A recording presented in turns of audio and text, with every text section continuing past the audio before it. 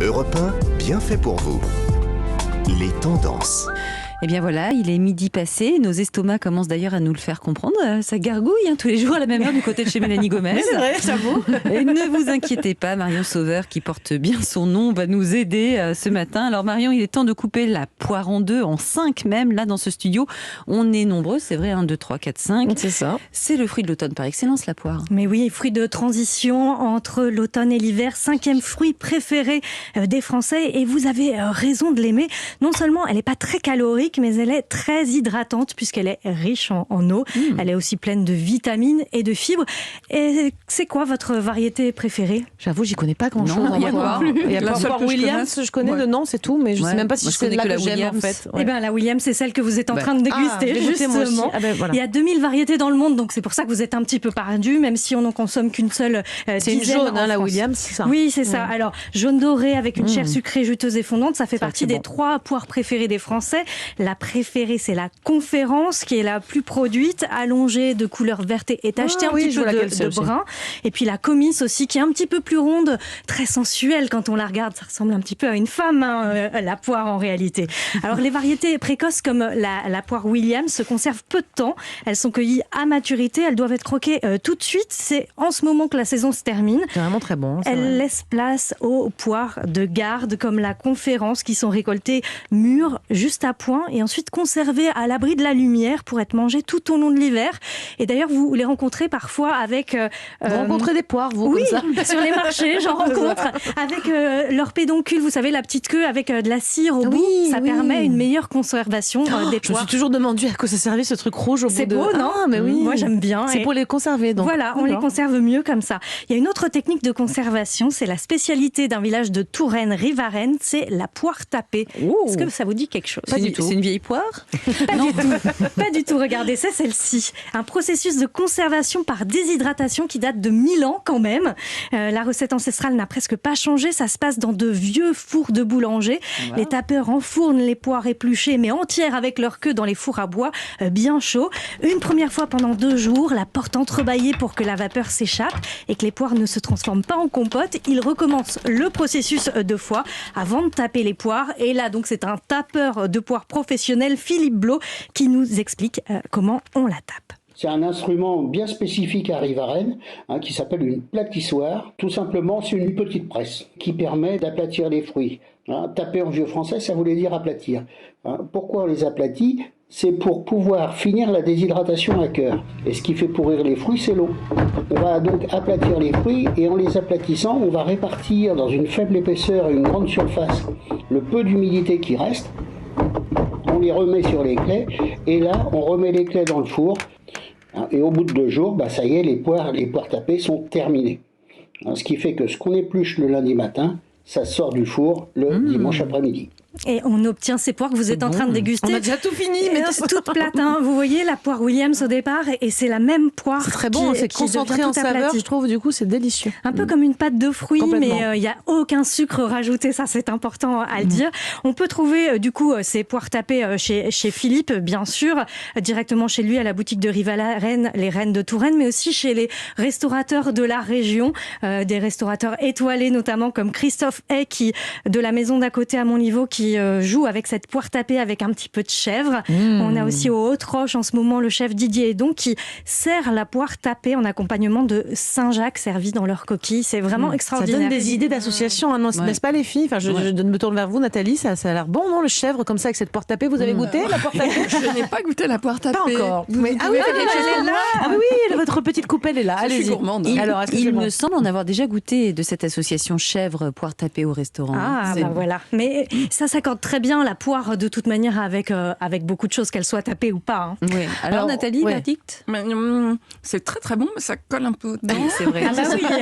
Alors on va vous laisser définir d'avaler. Ça se réhydrate, la poire. On peut effectivement l'acheter réhydratée dans du vin, par exemple, de Touraine.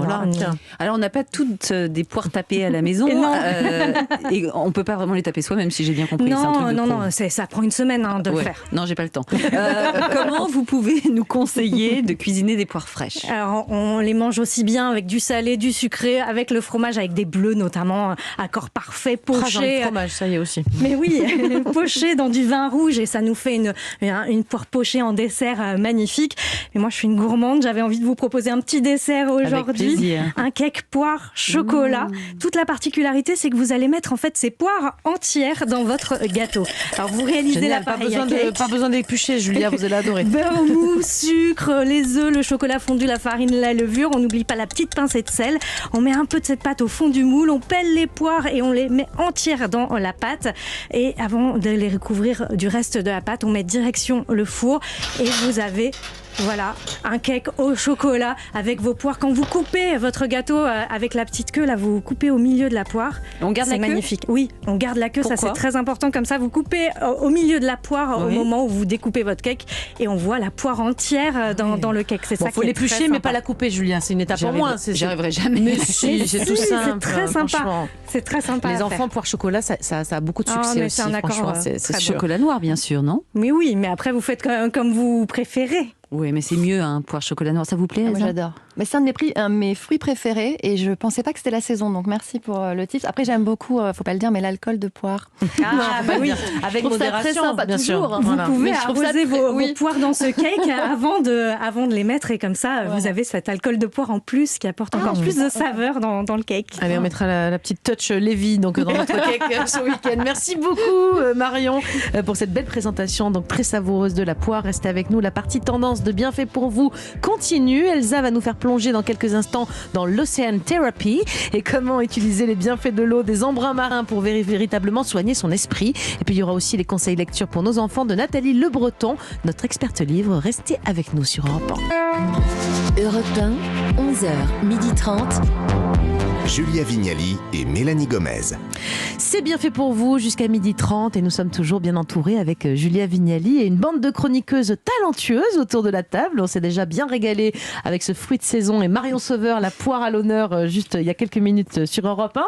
Et donc tout de suite, on va passer au conseil lecture de Nathalie Le Breton. Bonjour Nathalie. Bonjour.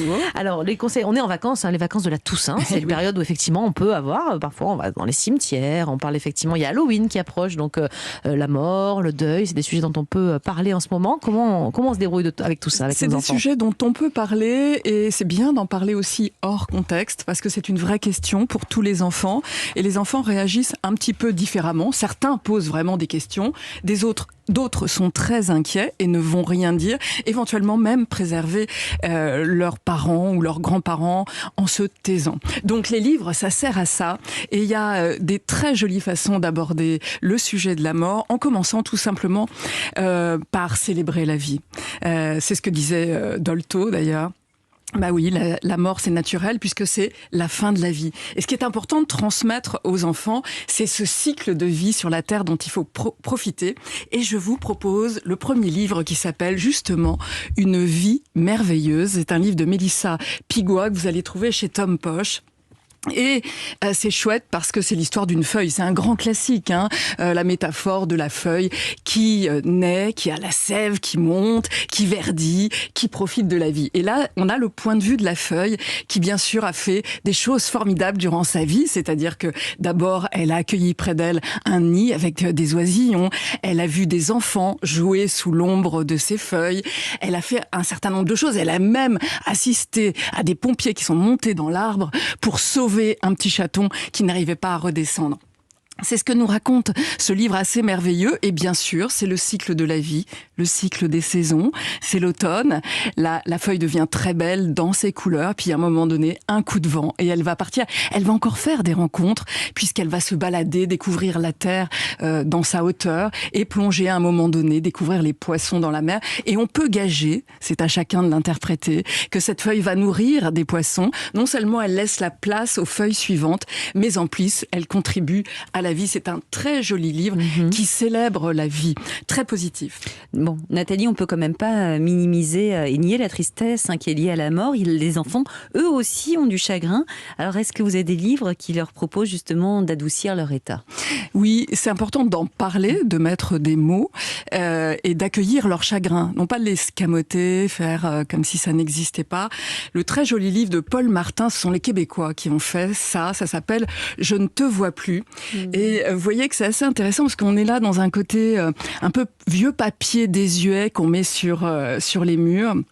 Quelqu'un a disparu auprès de cet enfant. On ne sait pas exactement qui c'est, si c'est un grand-père, si c'est un grand-oncle.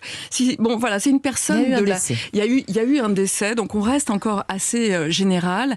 Et cette petite fille effectivement est triste, mais d'un seul coup, eh bien, elle voit des objets. Elle voit un fauteuil à bascule sur lequel elle s'est bien amusée. Elle voit une paire de bottes où elle est allée avec la personne jouer dans la gadoue.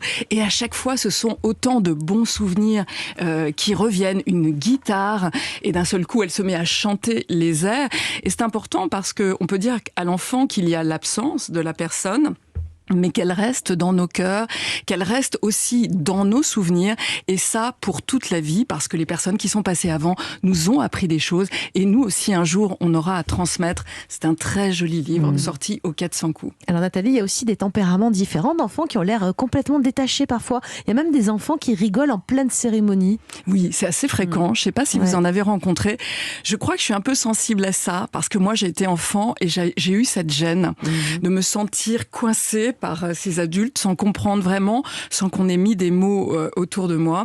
Émile fait l'enterrement. Je vous assure qu'il y a de quoi sourire avec ça. C'est un livre de Vincent Cuvelier qui n'est pas le dernier à avoir gardé son esprit d'enfant. C'est sorti chez Gallimard Jeunesse. Et alors Émile, il est très pote avec une vieille dame. Et cette vieille dame, elle sort sans arrêt. Et donc, un jour, il la suit, puis un jour, elle l'invite parce qu'elle sort, elle va aux enterrements des copains et des copines. Et alors, il y va, il est curieux, il est observateur. Et donc, un jour, elle invite ce petit garçon officiellement à aller se promener au cimetière. Et là, alors les parents sont quand même apeurés, aller se promener au cimetière. Quelle idée! Mais en fait, ce qui est super, ce que ça nous montre, c'est que autour de la mort, il y a des rites sociaux. Et donc, ce petit garçon va s'habiller avec un pull noir, il va venir avec une rose.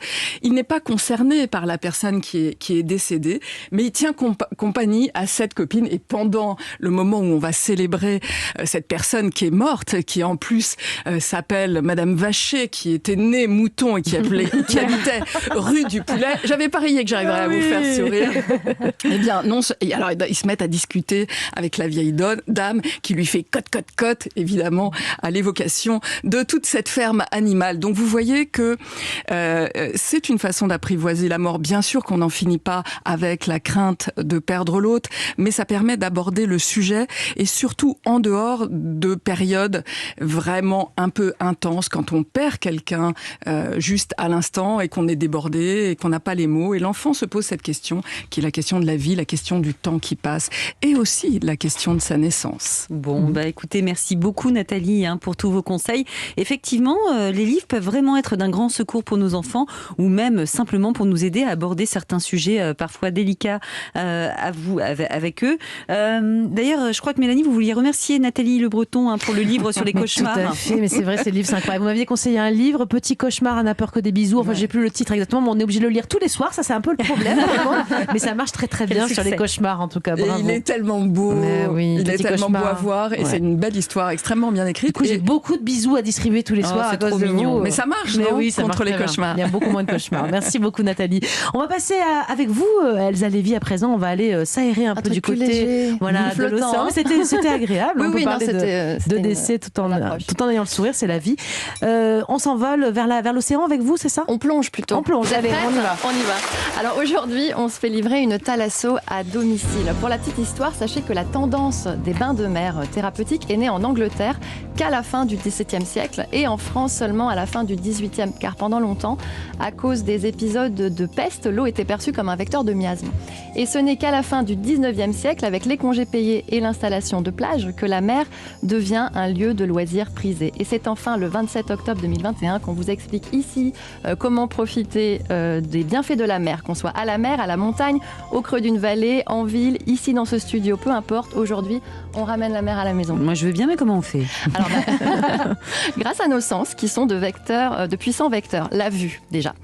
Dans le livre de Deborah Cracknell, intitulé « La mer, une thérapie naturelle pour notre santé », on comprend, entre autres, à quel point voir l'eau peut agir de façon bénéfique sur le plan psychologique. Et que ce soit la vue d'un lac, d'une rivière, de n'importe quel point d'eau, en fait, ou même voir des poissons.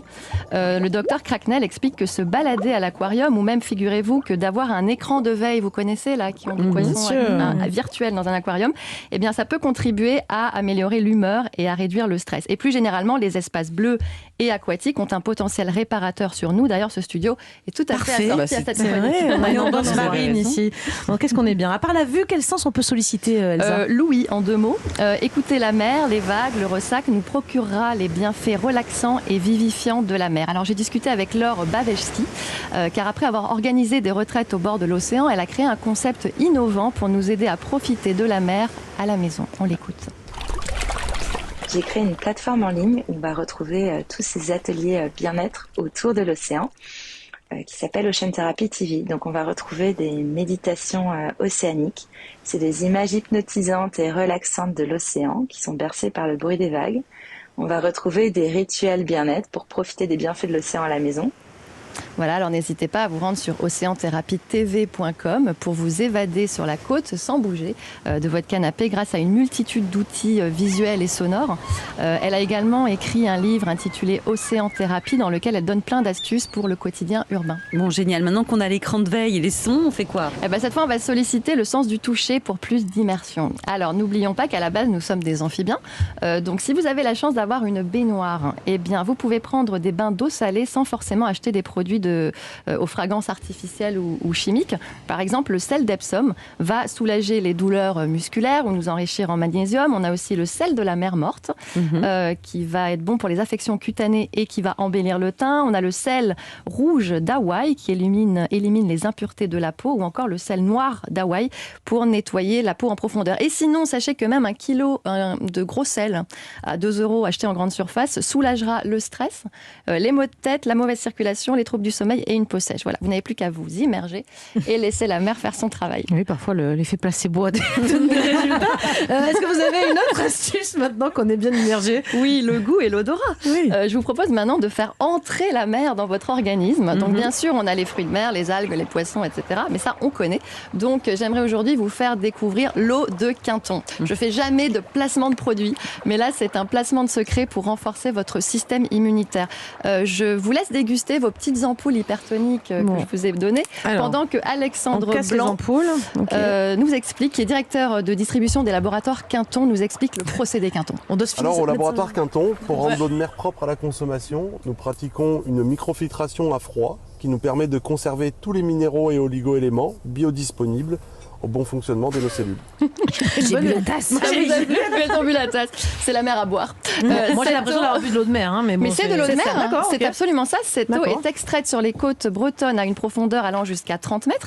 Donc, elle est remplie d'oligo-éléments. C'est bien. Nathalie, elle écoute qu'il faut y rester 30 secondes dans la bouche avant d'avaler. Ah oui, je pas suivi, moi. D'accord. Vitamines, elle a bu la tasse.